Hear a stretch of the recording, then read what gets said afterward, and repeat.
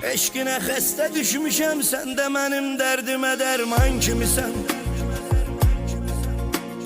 Ruhum sənsiz üşüyür, damarlarımda dolanan qan kimisən.